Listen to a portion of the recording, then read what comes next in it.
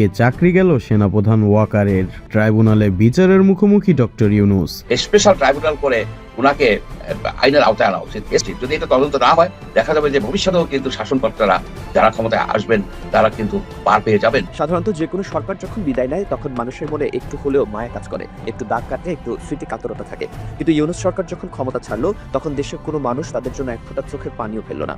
চোখে পানি ফেলা তো দূরের কথা, মানুষ উল্টো রাস্তাঘাটে, চায়ের দোকানে, সোশ্যাল মিডিয়ায় খোলামেলা তাদের গালিগালাজ করেছে, ঘৃণা প্রকাশ করেছে, বেঈমান বলেছে, দালাল বলেছে। এটাই বেঈমানদের অবধারিত পরিণতি। মোহাম্মদ শাহাবুদ্দিন জানিয়েছেন কিভাবে অন্তর্বর্তী সরকারের সাবেক প্রধান উপদেষ্টা ডক্টর মোহাম্মদ ইউনূস প্রতি পদে পদে তাকে অন্ধকারে রেখেছিলেন, কিভাবে তার উপরে মানসিক নির্যাতনে রেখেছিলেন এবং রাষ্ট্রপতির ভাষায় তাকে প্রতিবন্ধী করে রেখেছিলেন। সেই জন্য আমি মনে করি যে ইট ইজ হাই টাইম, এবং আপনার সাথে আমি একমত যে ওনাকে তদন্তের আওতায় এনে ওনার বিচার করা দরকার। বেশি দেরি করাটা ঠিক হবে না। বিদেশি মদদে ইউনূস সরকার দীর্ঘ 18 মাস বাংলাদেশকে একটি ভয়াবহ অবস্থায় রেখে শেষ পর্যন্ত দেশি বিদেশি চাপের মুখে, যেখানে হয়তো ওয়াকারও আছেন, একটি সাজানো নির্বাচন দিয়ে বিদায় নিতে বাধ্য হয়েছে। বিএনপি চেয়ারপারসন বা চেয়ারম্যান তারেক রহমানকে হত্যা এবং দুর্নীতি সহ একাধিক মামলায় খালাস দিয়ে দেশে ফিরিয়ে এনে তার হাতে ক্ষমতা তুলে দেওয়া হয়েছে। সেনাপ্রধান ওয়াকারুজ্জামান শান্তিতে তার মেয়াদকাল শেষ করতে পারবেন কি? খবর কিন্তু ভিন্ন কথা। মোহাম্মদ ইউনূস মুখোশের আড়ালে এক ভয়ঙ্কর গণশত্রু। উনি এই গত 18 বছরে এই বাংলাদেশে উনি মব সন্ত্রাস, দাঙ্গা দল দিয়ে এই জনমনে ত্রাসের সঞ্চার করেছিলেন। উনার সকল কর্মকাণ্ডকে যদি আপনি একসাথে মিলিয়ে দেখেন, তাহলে এক কথা নিঃসন্দেহে প্রমাণিত হবে যে উনি তার শাসনকাল বৃদ্ধি করতে চেয়েছিলেন।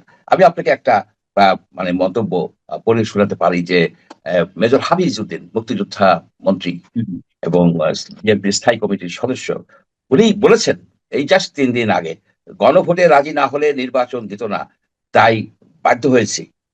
অনেকটা বাধ্য হয়েই এই জুলাই সনদে স্বাক্ষর করেছি আমরা। একথা মানে কি যে নির্বাচন দিত না? এইটা হচ্ছে যে একটা ভয়ঙ্কর রকমের অভিযোগ, ভয়ঙ্কর রকমের অভিযোগ। এই জন্য একজন ব্যক্তি, তাকে ক্ষমতায় বসানো হয়েছে নির্বাচন দেওয়ার জন্য, সেই নির্বাচনের জন্য উনি টালবাহানা করেছেন। এবং এখানে একজন দায়িত্বপ্রাপ্ত দায়িত্ববান এক রাজনীতিবিদ কিন্তু অভিযোগ করছেন যে উনি কন্ডিশনাল, এইখানে যদি স্বাক্ষর না করা হয়, গণভোট যদি রাজি না হয়, তাহলে উনি নির্বাচন দেবেন না।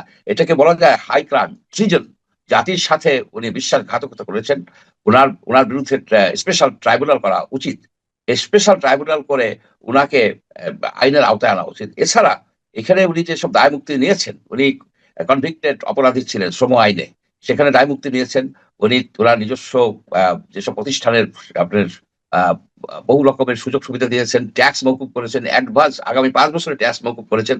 এগুলি তদন্ত হওয়া উচিত। যদি এটা তদন্ত না হয়, দেখা যাবে যে ভবিষ্যতেও কিন্তু শাসনকর্তারা যারা ক্ষমতায় আসবেন তারা কিন্তু পার পেয়ে যাবেন। সেই জন্য আমি মনে করি যে ইট ইজ হাই টাইম, এবং আপনার সাথে আমি একমত যে ওনাকে তদন্তের আওতায় এনে ওনার বিচার করা দরকার। ওনার যখন সরকারের আয়ু মাত্র 72 ঘন্টা কিংবা 48 ঘন্টা, ওই সময় উনি একটা সুদূর প্রসারী একটা চুক্তি করলেন আমেরিকান যুক্তরাষ্ট্রের সাথে, যে চুক্তিতে বাংলাদেশের অনেক মানে ব্যবসা বাণিজ্যে অনেক রকমের প্রতিবন্ধকতা আসবে বলে ব্যবসায়িকরা বলছেন, অনেকেই বলছেন। এই চুক্তি উনি কেন করছেন? তার তো মাত্র 48 ঘন্টা সময় ছিল। এই তার এটা করছেন উনি। এবং যারা কুশীলব, সেই কুশীলবদেরকে যদি আবার এখানে এই মন্ত্রিসভায় আনা হয়, তাহলে তো এটা একটা বিএনপি সরকার একটা হোঁচট খেলো। বিএনপি সরকার তো একটা হোঁচট খেয়েছে। তারা যখন ডক্টর খলিলুর রহমানকে এই সরকারে নিয়োগ দিয়েছে মন্ত্রী হিসেবে, সেইখানে তো শুধু ইলিগালি নয়, এখানে আনএথিক্যাল একটা ঘটনা ঘটে গেল। কারণ যারা থাকবে নিরপেক্ষ কর্তৃপক্ষের আন্ডারে ইলেকশন হয়েছে, সেই নিরপেক্ষ কর্তৃপক্ষের একজন ইম্পর্টেন্ট সদস্য যদি সেইখানে সেই রাজনৈতিক সরকারে জয়েন করে বা নেওয়া হয়, তাহলে তো এই নিরপেক্ষতা ক্ষুণ্ণ হয়। আপনি একটা জিনিস আমি কমেন্ট করি যে মওদুদ আহমেদ সাহেব, উনি কিন্তু কেয়ারটেকার গভর্নমেন্টকে ক্ষতি করে দিয়েছিলেন, আস্থা নষ্ট করে দিয়েছিলেন যখন বিচারপতিদের আপনার বয়স বৃদ্ধি করলেন। এবার ডক্টর খলিলকে আপনার কেয়ারটেকার গভর্নমেন্টের একজন সদস্যকে মন্ত্রিসভায় নিয়ে আপনার ভবিষ্যতে যে কেয়ারটেকার গভর্নমেন্ট গুলি হবে, সেগুলিতে মানুষের আস্থা থাকবে না। এবং এইটাই প্রতীয়মান হবে যে এখানে কি কুইট কুইউ প্রো ছিল, এখানে কি খলিলুর রহমান সাহেব বিএনপির এই নির্বাচনে সহায়তা করেছেন, কিংবা উনি কি কোন রকমের দুতিয়ালি করেছেন এই সরকারের পক্ষে। এই বর্তমান সরকারের পক্ষে? এইসব নানাবিধ কোশ্চেন আসবে।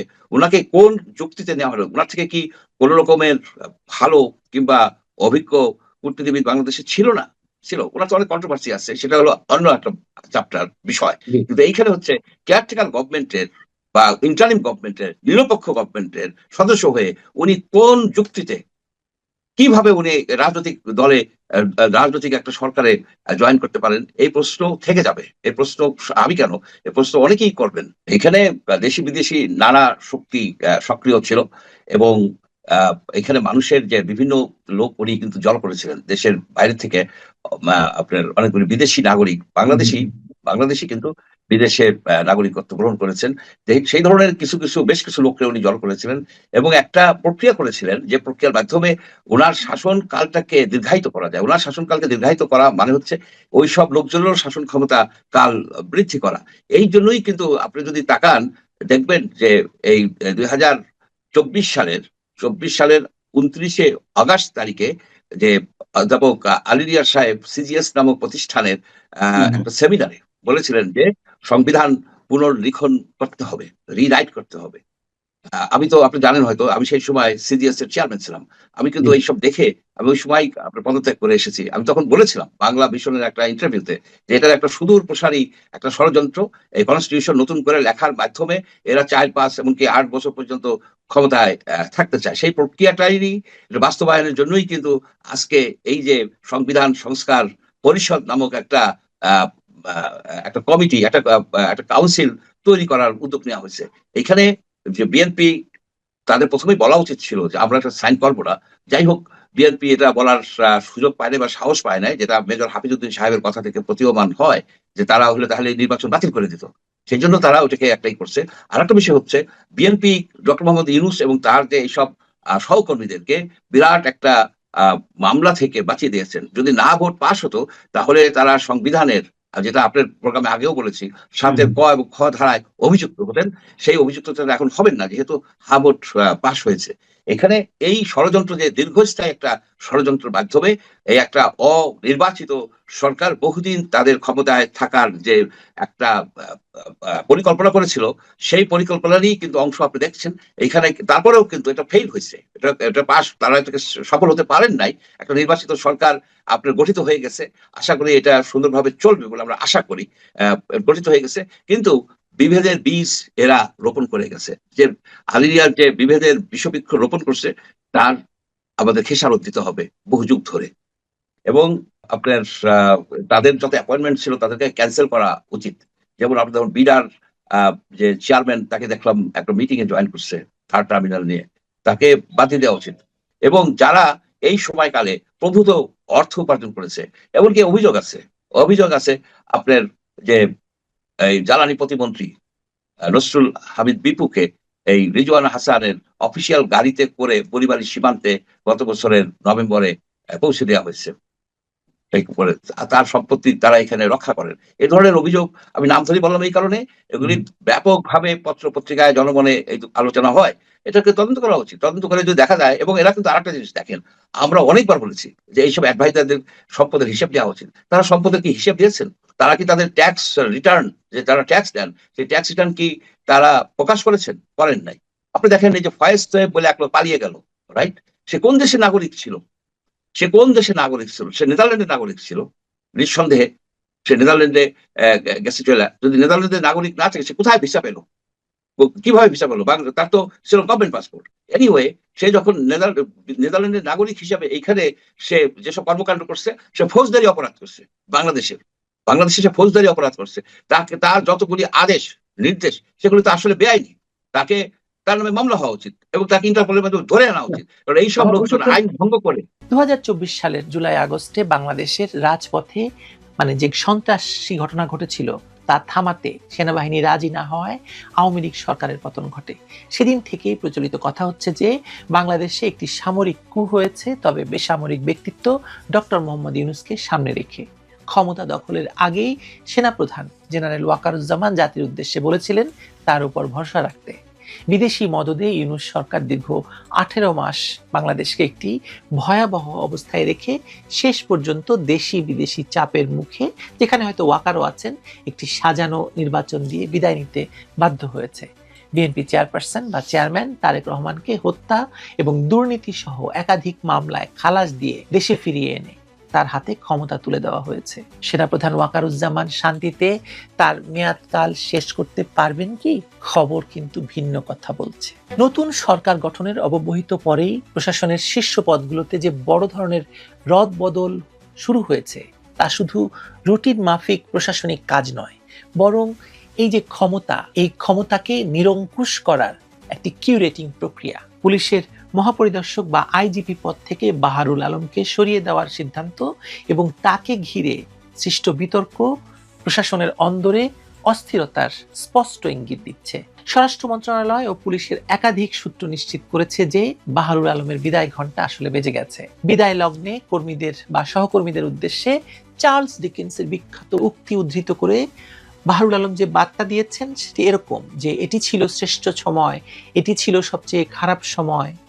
তা আদতে গত 1.5 বছরে প্রশাসনিক বিশৃঙ্খলা এবং আস্থার সংকটেরই প্রতিচ্ছবি। আসলে পুলিশের শীর্ষ পদে এই রদবদলের পর স্বাভাবিকভাবেই যে প্রশ্নটি অনেকেই তুলতে শুরু করেছেন তা হলো, আইজিপির পর এবার কি তবে সেনাপ্রধান জেনারেল ওয়াকারুজ্জামানের পালা?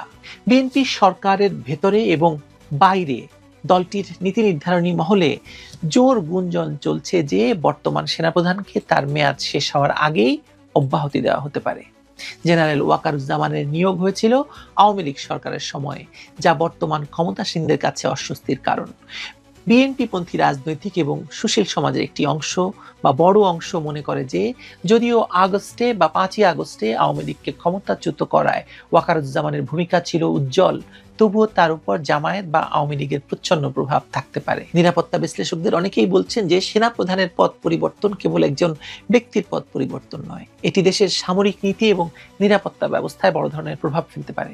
সেনাবাহিনীর ভেতর থেকে বিএনপি বিরোধী বা বিগত সরকারের অনুগত কোনো প্রভাব বলয় যাতে সক্রিয় না থাকতে পারে, সেজন্যই এই পরিবর্তনের তোড়জোড়। যদি শেষ পর্যন্ত জেনারেল ওয়াকারুজ্জামানের অপসারণ ঘটে, তবে পরবর্তী সেনাপ্রধান কে হবেন তা নিয়ে সামরিক এবং রাজনৈতিক মহলে শুরু হয়েছে চুলচেরা বিশ্লেষণ। 2024 সালের 24শে জুন দায়িত্ব নেওয়া জেনারেল ওয়াকারের মেয়াদ 2027 সাল পর্যন্ত থাকলেও বর্তমান রাজনৈতিক বাস্তবতায় সেই সময়সীমা অর্থহীন হয়ে পড়েছে। জ্যেষ্ঠতার ক্রম এবং রাজনৈতিক সমীকরণ মিলিয়ে পরবর্তী সেনাপ্রধান হিসাবে বেশ কয়েকটি নাম আলোচনা রয়েছে। জেনারেল ওয়াকারের ব্যাচমেট বা সমসাময়িক জ্যেষ্ঠ কর্মকর্তারা অনেকেই সম্ভাব্য নাম হিসেবে উঠে আসছে লেফটেন্যান্ট জেনারেল শামীমের কথা।